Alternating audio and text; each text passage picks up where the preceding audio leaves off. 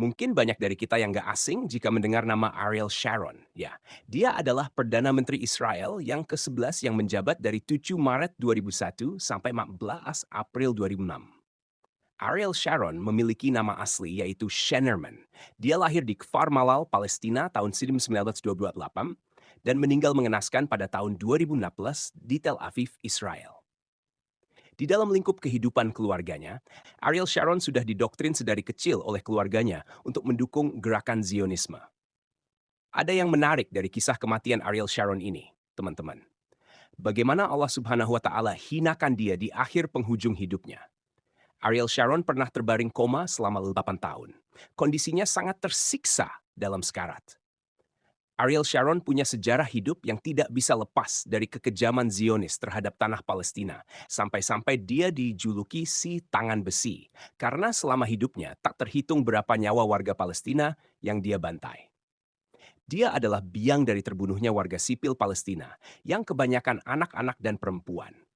Sharon menjelma sebagai sebuah teror yang mengerikan, dengan jet-jet tempur dan pesawat tanpa awak meluncurkan roket yang menghantam pemukiman Palestina, hingga membuat lebih dari 100 warga Palestina meninggal hanya dalam waktu seminggu saja. Sosok Ariel Sharon adalah simbol dari kebiadaban waktu itu di panggung politik Timur Tengah dan internasional. Ariel Sharon merupakan seorang figur yang kontroversial. Sharon adalah jenderal kejam yang tangannya berlumuran darah rakyat Palestina. Sebuah kutukan kemudian mengakhiri hidupnya. Para dokter pernah memasukkan Ariel Sharon ke ruang operasi untuk dilakukan pembedahan. Dia memiliki luka yang membusuk, lalu operasi dilakukan untuk menyambung bagian-bagian ususnya yang telah membusuk dan infeksinya telah menyebar ke bagian tubuhnya yang lain. Penyumbatan yang terjadi di otaknya menyebabkan kerusakan di sekujur tubuhnya hingga membuatnya jadi membusuk sejak terserang stroke pada 4 Januari 2006. Pertama kalinya, dia dirawat di Rumah Sakit Hadassah Ein Kerem di Yerusalem dan kemudian di Sheba Medical Center di Tel HaShomer. Menurut Komite Keuangan Knesset, ongkos pengobatan Sharon setiap tahun sekitar 440 juta USD atau setara dengan 4,25 triliun. Nyawa Sharon terancam, kata juru bicara Rumah Sakit Yosef Levy kepada kantor berita Associated Press waktu itu. Saat itu Sharon memasuki usia 85 tahun kedua, matanya dalam keadaan terus terbuka. Dokter-dokter yang merawat Sharon memberikan keterangan terkait kesehatan Sharon. Saat ditanya sampai kapan keadaan Sharon akan terus seperti ini. Shlomo Segev, dokter senior yang merawatnya, mengatakan kalau dikaji dari usia rata-rata di keluarga Sharon, ibu dan neneknya mati di atas usia 90 tahun. Shlomo kemudian memperkirakan Sharon akan tetap dengan keadaannya yang seperti ini hingga lewat usianya di atas 90 tahun. Sharon tergolek berdaya dengan bantuan berbagai alat medis yang tertancap ke tubuhnya, termasuk respirator, dalam sebuah ruangan khusus di Rumah Sakit Tel HaShomer di sebelah timur ibu kota Tel Aviv. Tidak ada upacara khusus atau sekadar ucapan simpati buat lelaki 85 tahun itu. Semua orang telah melupakannya, kata Ra'anan Gisin, mantan penasihat Ariel Sharon. Cobalah pegang tangannya, belai rambutnya yang memutih, dan sapalah dia dengan bahasa Arab yang sangat dibencinya. Kaifa haluk ya Sharon. Saat Sharon terkena stroke, seorang kru televisi Israel berhasil merekam gambarnya yang sedang berada di belakang sebuah mobil ambulans. Dia terbaring setengah duduk dalam keadaan sadar. Itulah gambar terakhir dari Sharon yang dimiliki media. Sebab saat itu keluarga Sharon sengaja menutup rapat-rapat segala informasi tentang kondisi salah satu tokoh kontroversial dalam sejarah Zionis Israel itu. Semenjak Sharon palsu didatangi banyak pengunjung di Kishon Gallery, Sharon asli terbujur kaku tidak sadarkan diri beberapa kilometer jauhnya di Sheba Medical Center, Tel HaShomer. Sharon yang akrab dipanggil Arik terkena stroke berat sehingga otaknya dibanjiri darah. Beberapa media internasional mengabarkan bahwa dia sudah mati. Dinyatakan stabil pada 5 Januari 2006 oleh tim dokter saat itu di Rumah Sakit Hadassah. Keesokan harinya, Sharon dimasukkan lagi ke ruang operasi. Pada hari ke-6, dokter berupaya membangunkannya dari keadaan tidak sadar dengan cara mengurangi dosis obat anestesi. Ia pun kemudian bisa bernapas sendiri dengan bantuan respirator dan sedikit memberikan respons terhadap stimulus rasa sakit di lengan dan kakinya. Tetapi Sharon, yang sudah berpindah rumah sakit, tidak juga bangun. Meskipun keluarga sudah memperdengarkan alunan musik klasik karya komposer Mozart kesukaannya, seperti yang disarankan oleh dokter. Hari berganti pekan, pekan berganti bulan. Sharon tidak lagi dikabarkan menderita pendarahan pada otaknya. Hanya saja berbagai infeksi menyerang organ-organ tubuhnya yang lain secara bergantian. Dari otak, infeksi pindah ke paru-paru, ke ginjal, hingga ke dalam darah. Begitu seterusnya. Jantungnya yang diketahui bocor sejak sebelum koma ikut memperburuk keadaannya. Tim dokter yang merawatnya hanya menyampaikan dua kabar tentang Sharon, yaitu kondisinya memburuk karena ada gangguan pada organnya atau stabil tetapi tetap dalam keadaan koma. Sebelum Ariel Sharon jatuh koma, diisukan kabar dari asisten pribadinya bahwa tidur malamnya sering diganggu oleh satu mimpi yang sama dan terus berulang. Dalam mimpi itu, Sharon ditangkap oleh penduduk Gaza yang begitu marah dan dendam kepadanya karena tindakannya yang angkuh menyerang tanah Palestina. Di dalam mimpi itu, Sharon disiksa, dirantai tangan dan kakinya, kemudian diarak mengelilingi bandar Gaza dan dimasukkan ke dalam api. Mimpi itu mengganggu Sharon setiap malam hingga ia jatuh koma. Tiada yang tahu akan derita Sharon menanggung mimpi-mimpi itu kecuali asisten pribadinya.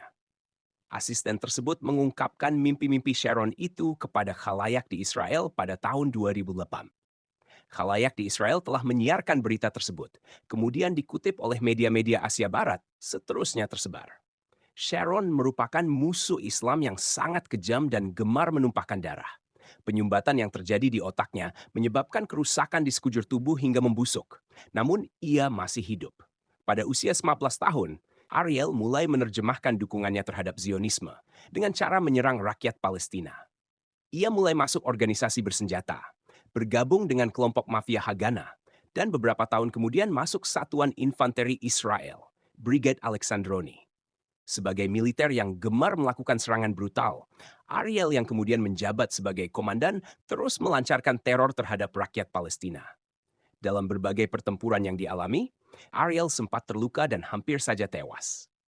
Karier militernya terus menanjak. Pada tahun 1949, ia dipercaya memimpin unit intai tempur Brigade Golani. Tak hanya berkarir di militer, pada tahun 1950, Ariel masuk Universitas Ibrani Yerusalem dan mengambil studi sejarah dan kultur Timur Tengah. Karena konflik Israel-Palestina makin memanas, setahun kemudian Ariel aktif kembali di militer Israel dengan pangkat mayor dan memimpin unit khusus, Unit 101. Unit pasukan khusus yang bertugas menyergap wilayah Palestina ini dikenal sangat kejam. Pada 1953, mereka pernah membantai 69 penduduk Palestina. Akibat peristiwa pembantaian itu, Ariel mendapat julukan baru, penjagal dari Beirut. Perang demi perang terus dijalani Ariel, mulai dari perang di terusan Suez, perang 6 hari, hingga perang Yom Kippur. Perang yang membuat nama Ariel Sharon naik turun itu rupanya membuat nasibnya tetap beruntung, mengingat pangkat mayor jenderal berhasil disandangnya. Foto Ariel yang kepalanya terbalut perban saat bertempur di terusan Suez bahkan menjadi simbol kekuatan militer Israel.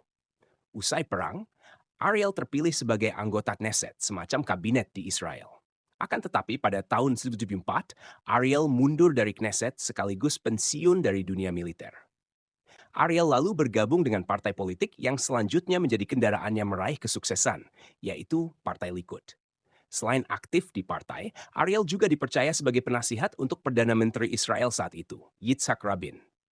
Tahun 1977, Ariel kembali ke Knesset dan menerima jabatan Menteri Pertanian tahun 1981 sampai 1983. Ariel menjabat Menteri Pertahanan.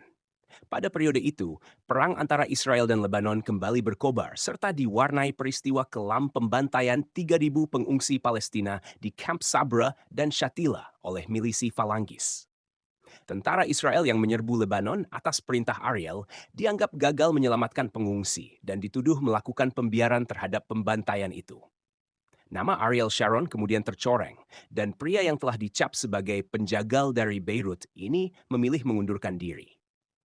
Tahun 1984, Ariel membuat manuver politik lagi dan bergabung di Knesset. Sejumlah jabatan yang tak berkaitan dengan pertumpahan darah dipegang oleh Ariel, antara lain Menteri Perindustrian dan Perdagangan, Menteri Perumahan dan Konstruksi, Menteri Infrastruktur, serta pada tahun 1998 menjabat sebagai Menteri Luar Negeri. Tahun 1999, ketika secara kebetulan Benjamin Netanyahu mundur sebagai ketua Partai Likud, Ariel pun maju menggantikannya. Posisi itu membuat Ariel secara mulus menduduki kursi Perdana Menteri Israel pada Februari 2001. Sebagai Perdana Menteri, Ariel lagi-lagi membuat langkah kontroversial. Dia membentuk Koalisi Persatuan Nasional dan mendorong perdamaian Israel-Palestina, suatu langkah politik yang dahulu sangat diharamkannya. Ariel bahkan memerintahkan penarikan mundur pasukan Israel dari jalur Gaza. Langkah ini ternyata membuat Partai Likud terpecah. Di jalur Gaza sendiri, faktor keamanan mulai dipegang pejuang yang kemudian memperdaya Israel, yaitu Hizbullah. Perpecahan Partai Likud membuat Ariel Sharon berang. Tak lama kemudian, pada November 2005, dia membentuk partai baru bernama Kadima. Langkah politik dan karier Sharon sebagai Perdana Menteri terhenti ketika pada bulan Desember stroke menyerangnya. Setelah lebih dari 100 hari terkapar tak sadarkan diri, posisi Ariel lalu digantikan oleh Wakil Perdana Menteri Ehud Olmert. Ketika pasukan Israel berhasil dipukul mundur oleh Hizbullah dan Perdana Menteri Ehud Olmert harus bertanggung jawab terhadap kekalahan perang itu, Ariel Sharon tidak tahu sama sekali. Mantan jenderal yang terkenal kejam itu masih terkoma di Rumah Sakit Militer Sheba Medical Center. Pada 11 Januari 2015, Ariel Sharon meninggal dunia dalam kondisi tragis setelah 8 tahun mengalami koma dan hidup tanpa alat bantu pernapasan. Wallahu a'lam bishawab.